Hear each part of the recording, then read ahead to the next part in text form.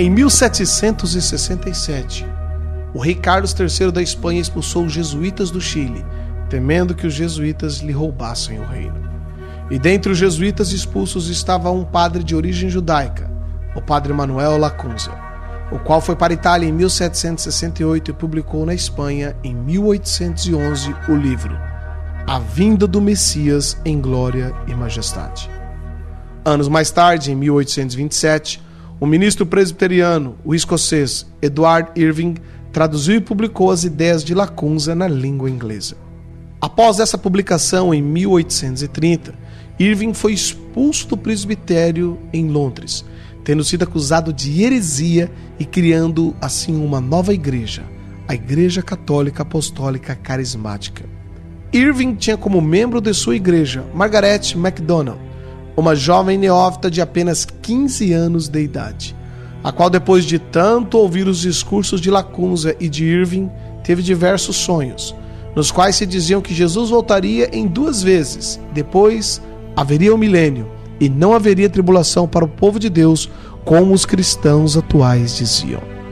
Irving havia se especializado em escatologia, a doutrina dos acontecimentos do fim do mundo, e se julgava conhecedor dos assuntos apocalípticos.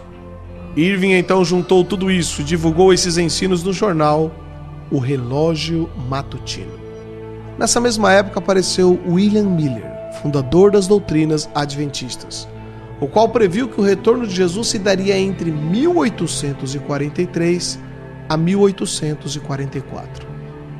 Quando percebeu que Cristo não veio, Miller tratou rapidamente de mudar as suas ideias e as suas datas, e inúmeros seguidores o abandonaram. Porém, um grupo permaneceu e fundaram assim a Igreja Adventista do Sétimo Dia.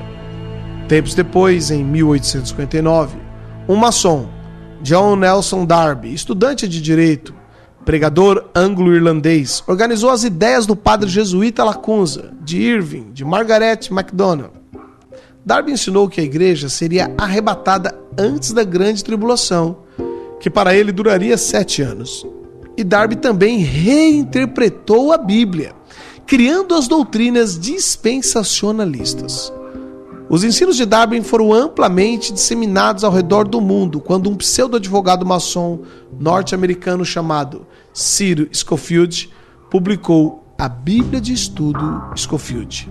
Segundo relatos da época, Scofield foi um advogado maçom, acusado de corrupção e que se entregou à bebida e, como consequência, separou-se de sua esposa e de seus filhos, abandonando-os. Tempos depois, se tornou membro da Igreja Congregacional e trabalhou com Moody. Scofield divulgou amplamente o sistema teológico desde Lacunza até Darby, o qual afirmava que o retorno de Jesus Cristo ocorreria antes da grande tribulação e, portanto, os cristãos não deveriam preocupar-se tanto assim. Após ter sido ordenado, Scofield casou-se novamente e passou a fazer conferências bíblicas e distribuindo na América cursos bíblicos por correspondência. Scofield imitou Charles Taze Russell, o fundador da seita Testemunhas de Jeová, o qual afirmava que Jesus voltaria de modo invisível em 1874, seguido por um outro retorno em 1914. Em 1909, Scofield publicou a primeira edição da Bíblia que leva o seu nome. Ele foi patrocinado por banqueiros que tiveram interesse de que essa nova doutrina fosse divulgada. Entre eles estava Henry Drummond, um rico banqueiro inglês e envolvido com ocultismo e práticas de hipnose. Foram distribuídas nos Estados Unidos gratuitamente milhares de cópias dessa nova Bíblia de estudo, a Bíblia de Estudo Scofield. A partir desta nova crença, mudou-se a mentalidade dos cristãos americanos e, em seguida, de todo o mundo.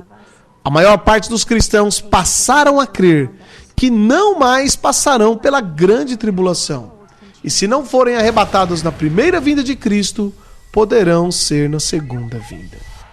Juntando-se a isso, surgiu o escritor de ficção Tim LaHaye, que popularizou através de livros e diversos filmes as ideias da Bíblia de Estudo Scofield.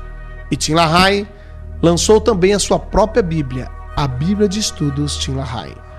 Os filmes de Tim LaHaye são ficção, como ele mesmo diz, e mostram as ideias de Lacunza, de Irving, de Miller, de Darby, de Scofield, os quais afirmam que a vinda de Jesus, isto é, o arrebatamento, não será visível, mas será um rapto, uma espécie de sequestro, e que os cristãos que não forem arrebatados poderão ir na segunda vinda ou nos 1000 anos que seguirão.